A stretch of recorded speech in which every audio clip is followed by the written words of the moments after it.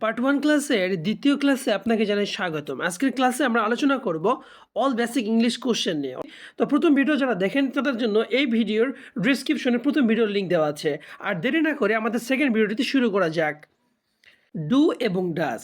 Do এবং does সাধারণত কখন ব্যবহৃত হয় এবং এগুলা ব্যবহার করে আপনি কখন প্রশ্নবোধক বাক্য তৈরি করতে পারেন ইংরেজিতে, তা হচ্ছে দেখুন আই, উই, দে এবং ইউ এর ক্ষেত্রে সাধারণত ডু ব্যবহৃত হয় এবং হি, সি, ইট এবং সাদমান অর্থাৎ বিভিন্ন ধরনের যে নাম আছে এই ক্ষেত্রে ডাজ বসে। আর সাধারণত কেউ কিছু করে নাকি এমন কথা জিজ্ঞেস করার ক্ষেত্রে ডু এবং ডাজ ব্যবহৃত হয়ে থাকে। ফর এক্সাম্পল, তুমি কি ক্রিকেট খেলো? Do you play cricket? তুমি কি স্কুলে যাও? Do you go to school? Do দিয়ে তুমি কি কিছু একটা করো অথবা কিছু একটা পছন্দ করো অথবা ঘৃণা করো ইত্যাদি প্রশ্নও করা যায়। যেমন তুমি কি আমাকে পছন্দ করো? Do you like me? তারপরে তুমি কি আমাকে ঘৃণা করো? Do you hate me? অর্থাৎ এখানে ডু ইউ তারপরে যেকোনো একটা ভার্ব প্লাস অবজেক্ট, ঠিক আছে? এই ফর্ম বা এই স্ট্রাকচারে আপনি আরও বিভিন্ন ধরনের এবং অনেক সেন্টেন্স তৈরি করতে পারেন এবং যার মাধ্যমে ইংরেজিতে অন্যদেরকে প্রশ্ন করতে পারেন। তারপরে রয়েছে ডু ইউ হ্যাভ অথবা ডাজ হি হ্যাভ। এর অর্থ হচ্ছে তোমার কি কিছু আছে বা তার কি কিছু আছে? এগুলো আমরা প্রতিনিয়তই বলি আরকি। তো ডু দিয়ে কারো কিছু আছে নাকি সেটাও জিজ্ঞেস করা যায়। ফর এক্সাম্পল দেখা যাক, do you have a car? তোমার কি একটা গাড়ি আছে? Does he have a pen? আ তার কি একটা কলম আছে? Do they have money? তাদের কি টাকা আছে? Does she have a lipstick? তার কি একটা লিপস্টিক আছে? এইরকম। তারপরে দেখি আমরা ডিড। ডিড এই শব্দের অর্থ করেছো বা করেছে। করেছো বা করেছে অর্থাৎ এই শব্দ দিয়ে ইংলিশে কেউ কিছু করেছে নাকি অথবা কারো কিছু হয়েছে নাকি এরকম ধরনের প্রশ্ন করতে পারি। অর্থাৎ পূর্বে ঘটেছে এরকম ঘটনা, অর্থাৎ ইন দি পাস্ট মানে পূর্বে ঘটেছে এরকম ঘটনা জানতে চাওয়ার জন্য যে প্রশ্নটা করা হয় সেই প্রশ্ন সাধারণত ডিড দিয়ে শুরু করতে হবে। ফর এক্সাম্পল বলতে পারি যে ডিড ইউ ইট।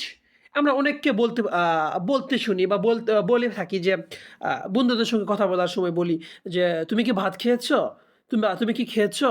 তো এই কথাটা মানে খেয়েছো মানে সে আগে কিন্তু খেয়েছে। এই কথাটা জিজ্ঞেস করার ক্ষেত্রে এভাবে প্রশ্ন করতে হবে যে, "did you eat?" Did you eat অর্থ তুমি কি খেয়েছো?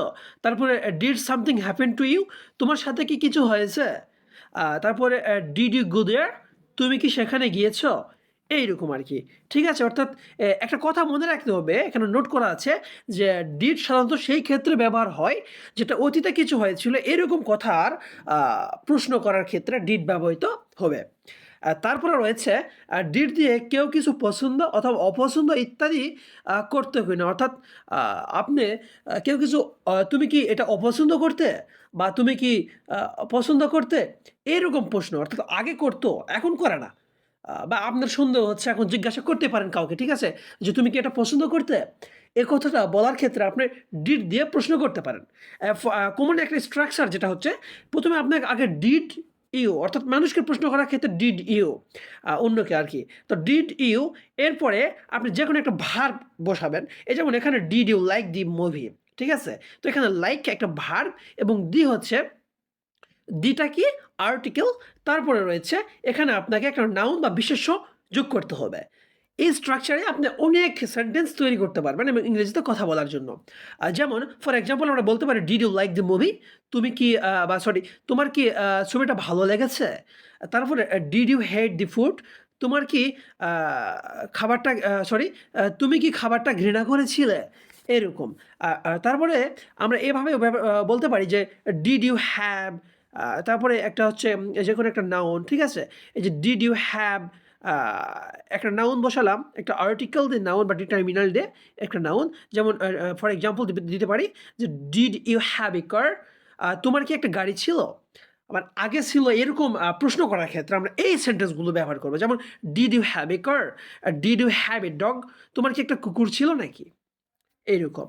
তারপরে রয়েছে am, is এবং are এর ব্যবহার। এর মাধ্যমে আমরা কিভাবে ইংরেজিতে প্রশ্ন করব। কেউ কি কিছু একটা অথবা এমন কিছু বলতে am, is, are এর ব্যবহার করতে হয়। For example, are you sick? তুমি কি অসুস্থ? মানে আপনার কি কিছু একটা নাকি? এরকম কোনো প্রশ্ন করার ক্ষেত্রে আমরা am, is, are এর ব্যবহার করব। এগুলা ব্যবহার করার মাধ্যমে প্রশ্নবোধক বাক্য ইংরেজিতে তৈরি করতে পারবো। যেমন আ are they okay? তারা কি ঠিক আছে? তারপর হচ্ছে is he a doctor? সে কি একজন ডাক্তার? এবং am I happy? আমি কি সুখী? এরকম প্রশ্ন। তারপরে রয়েছে will you, ঠিক আছে? will you দিয়ে বাক্য তৈরি করার ক্ষেত্রে অর্থাৎ প্রশ্নবোধক তৈরি করার ক্ষেত্রে একটা জিনিস খেয়াল রাখতে হবে যে হচ্ছে এটা সবসময় একটা ফিউচার সেন্টেন্স অথবা ফিউচার যে চিন্তাভাবনা বা ফিউচার টেন্সকে আ নির্দেশনা দিবে। যেমন তুমি কি কিছু একটা করবে? মানে ভবিষ্যতে কিছু একটা করবে বা ২ ঘন্টা, ৩ ঘন্টা, ৫ ঘন্টা পরেও কিছু করতে পারে। তো এই কথা সকালে আমরা একজন আরেকজনকে জিজ্ঞাসা করি, "তুমি কি বিকালে কিছু করবে?" তো ঠিক এই কথাগুলো ইংরেজিতে বলার ক্ষেত্রে আমরা উইল ব্যবহার করব। এই ধরনের প্রশ্ন সাধারণত উইল দিয়ে শুরু হয়। For example, "will you go there?" তুমি কি সেখানে যাবে? Will you come here? তুমি কি এখানে আসবে? Will you eat rice? তুমি কি ভাত খাবে? তারপরে রয়েছে উইল ইউ প্লে ফুটবল? তুমি কি ফুটবল খেলবে? ঠিক আছে? মানে তুমি কি ফুটবল খেলবে? এখন আমি আমার বন্ধুকে জিজ্ঞাসা করতেছি এই কথা যে, will you play football? Uh will you go bazaar? Sorry, will you go to bazaar? এইরকম, ঠিক আছে? আ মানে ভবিষ্যতে কিছু করব, অর্থাৎ ফিউচারে কিছু করব, এরকম প্রশ্ন বা কিছুক্ষণ পর করব, এরকম প্রশ্ন করার ক্ষেত্রে আমরা উইল ব্যবহার করব। তারপরে রয়েছে উইল ইউ বি অথবা will you will you become অর্থাৎ তুমি কি ভবিষ্যতে কিছু একটা তুমি কি ভবিষ্যতে কিছু একটা হবে? এরকম প্রশ্ন করার ক্ষেত্রে আমরা বলতে পারি, ফর এক্সাম্পল দেখুন, will you be a doctor in the future? এর অর্থ হচ্ছে তুমি কি ভবিষ্যতে একজন ডাক্তার হবে? তারপরে রয়েছে will you become an engineer? তুমি কি একজন ইঞ্জিনিয়ার হবে? তারপর রয়েছে উইল ইউ বি দেয়ার? তুমি কি সেখানে থাকবে? Will you be here? তুমি কি ওখানে থাকবে? সরি, এখানে থাকবে? Will you be okay? তুমি কি ঠিক থাকবে?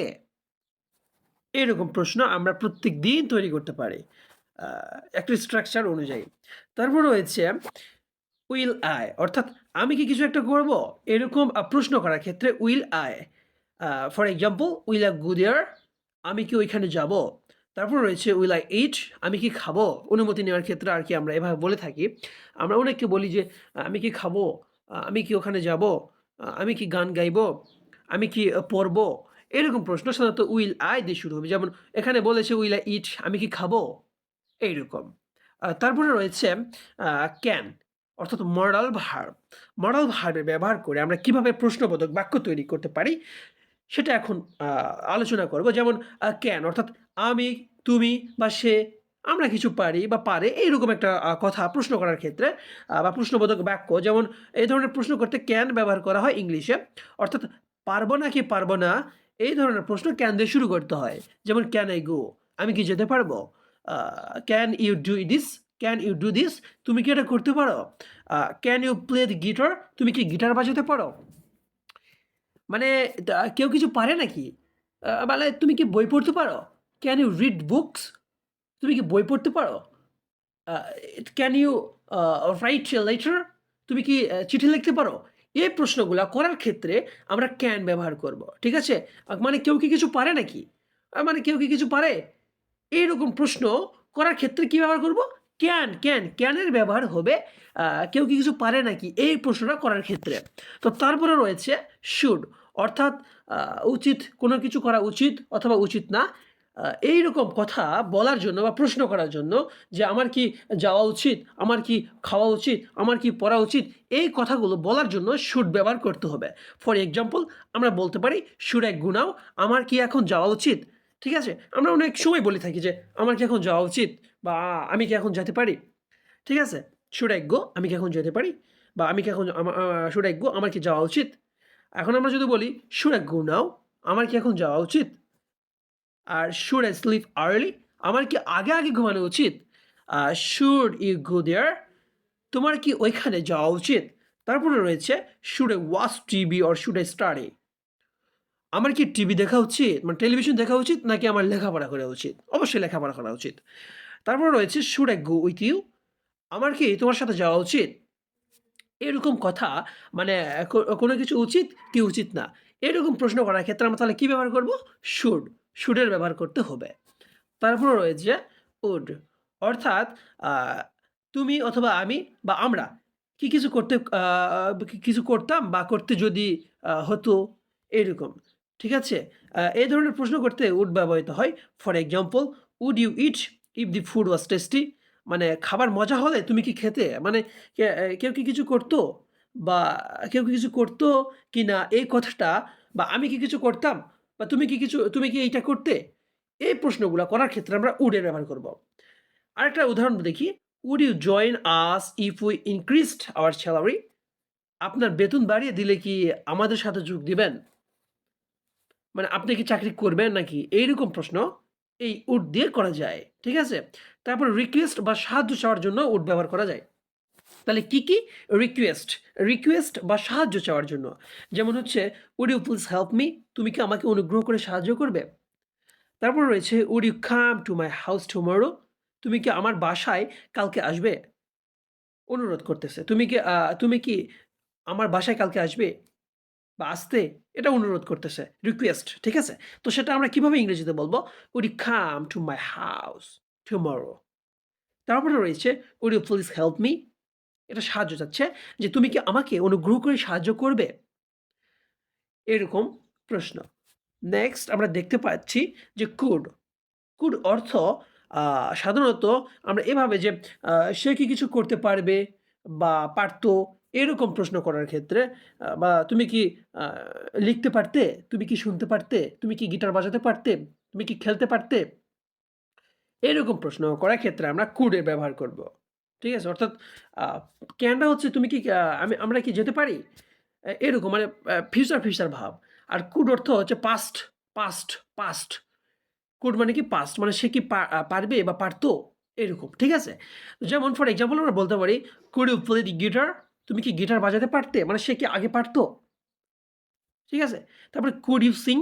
তুমি কি গান গাইতে পারতে? Could you sing? Could you sing অর্থ তুমি কি গান গাইতে পারতে? আমরা would, could, should দিয়ে আরেকটা ক্লাসে বিস্তারিত আলোচনা করব।